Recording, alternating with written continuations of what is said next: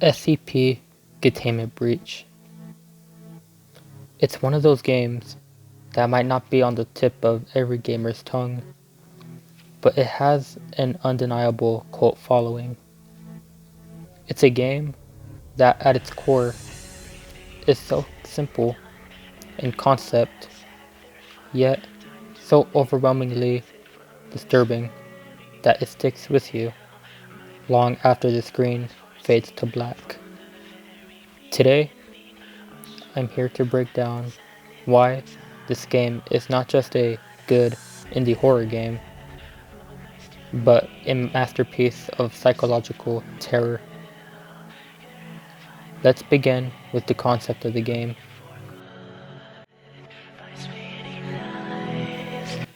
The game is straightforward. You're a D-class personnel, essentially a test subject, who finds themselves in the middle of an outbreak at the SCP Foundation. The Foundation houses some of the most dangerous anomalies, and now all of them are free, roaming the facility. It's a simple premise, but what makes it horrifying is the setting. There's a reason why the SCP Foundation has gained such a massive following in the horror community. The premise taps into a universal fear, the fear of the unknown. And in Containment Breach, that fear is brought to life with every turn, every corner that you walk around. And every door you open, you never truly feel safe. The SCP Foundation is a fictional organization, yes, but its premise of containing and researching anomalies, some of which defy logic, physics, and even reality itself, pushes an unsettling idea. What if there are things in the world that we can't comprehend? Things that exist outside our understanding of space and time. This is the perfect foundation for horror. What's worse than being trapped with entities that break the rules of existence? The entities you encounter in Containment Breach are not just mindless monsters. They're intelligent, dangerous, and often their very presence distorts reality. From the infamous SCP-173 to SCP-096, each anomaly feels unique, and each is unsettling in its own way. These are not your average game enemies. They are things out of a nightmare. Things that shouldn't even exist.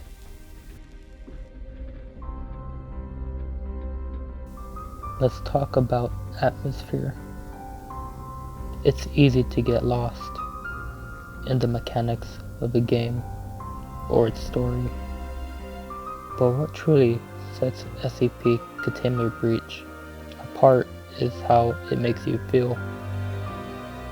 You're completely alone in the game, navigating the sterile and dimly lit hallways of the SCP facility. The world is empty, abandoned, and yet it's full of sounds, scrapes, distant moans, and the occasional eerie static of the radio. Every room feels the same, and yet there's always something waiting just beyond your sight. This sense of isolation heightens the terror that no one is there to help you. There's no one to guide you. It's just you versus the horrors that have been let loose. But the isolation doesn't just come from the empty environment. It's the uncertainty, the constant unknown. You're never sure if the next room would hold salvation or be the beginning of your end. You're in a world where the rules of reality are fluid, and you're left to try and figure out how to survive.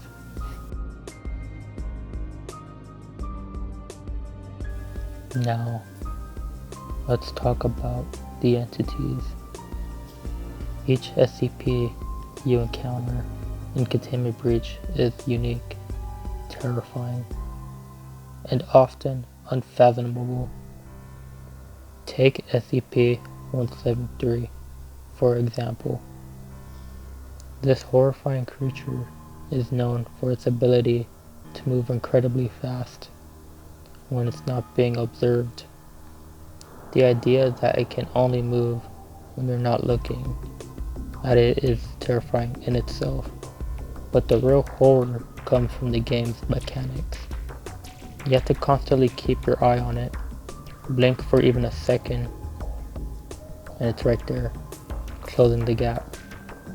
The tension created by this creature is palpable. You're forced to keep your head on a swivel, always worrying that the next blink might be your last. Then there's SCP-096, the Shy Guy. You don't want to look at him, but if you do, it's already too late. You've sealed your fate. Once seen, this entity relentlessly hunts down and kills anyone who has witnessed its face, regardless of distance. The concept of an unstoppable force seeking you out simply because it's seen you is deeply unsettling.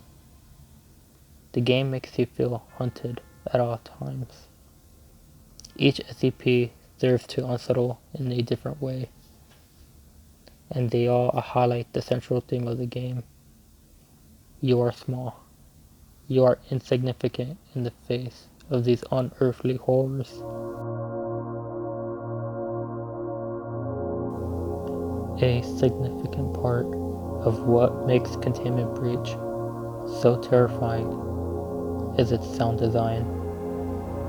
A lot of horror games focus on visual horror, using jump scares and eerie visuals to unsettle the player. But Containment Breach isn't just about what you can see, it's about what you hear. The soundtrack is minimalistic, but that's what makes it so effective.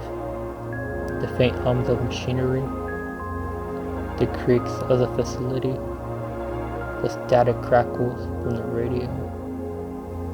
It all contributes to an atmosphere of dread. And then when you hear the sound of an SCP hunting you, that's when the game becomes truly terrifying.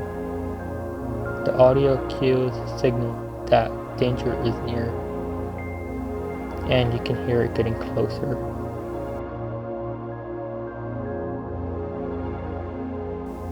In Containment Breach, you never know what to expect. Unlike many other games that follow a set pattern, this one is designed to be unpredictable. There's a random element to each playthrough that keeps you on your toes. You might find yourself trapped in a room with an SCP that you didn't expect, or you could accidentally stumble upon a hidden part of the facility that introduces you to a new horror. This unpredictability means you can't rely on any form of safety. You can't memorize the layout of the facility because it changes, and you can't prepare for every encounter because the game keeps you guessing.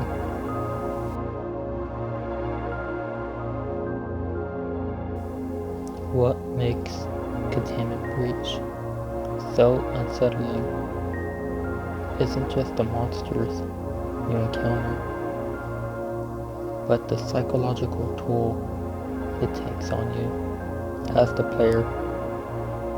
The game's pacing and mechanics force you into situations where you feel helpless. You can't fight back most of the time. You can only run, hide, or use the tools available to you in a desperate attempt to survive. But what's truly horrifying is the realization that the SCPs don't care about you. They don't have any motive. They don't have any goals. They're just there, existing, causing chaos and death in their wake. The player is nothing but a fly, caught in the web of horrors. It's a helpless feeling that sticks with you long after you've put the game down. Beyond the gameplay, SCP Containment Breach offers a rich and intricate backstory. The SCP Foundation itself is an expansive universe, and Containment Breach only scratches the surface.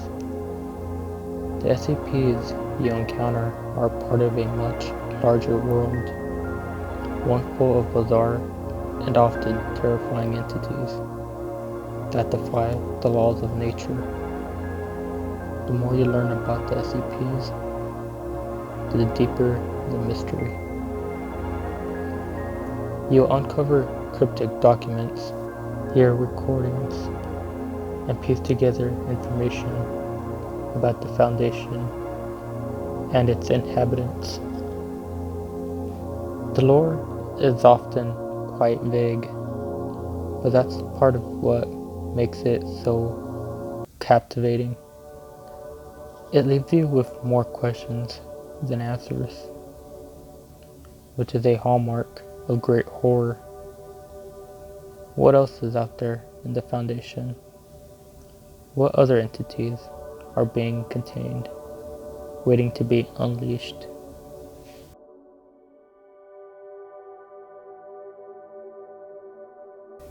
Ultimately, SCP Containment Breach is a game about survival, but it's also about a sense of inevitability.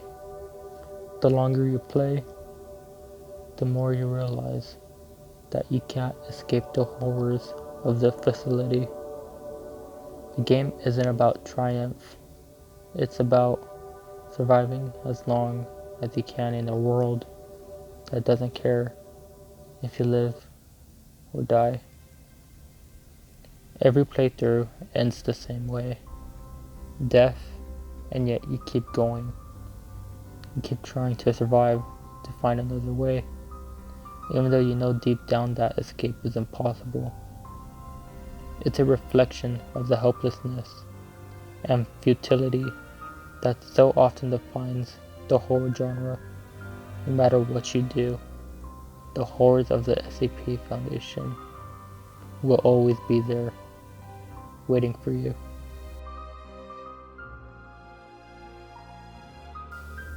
SCP Containment Breach is more than just a game.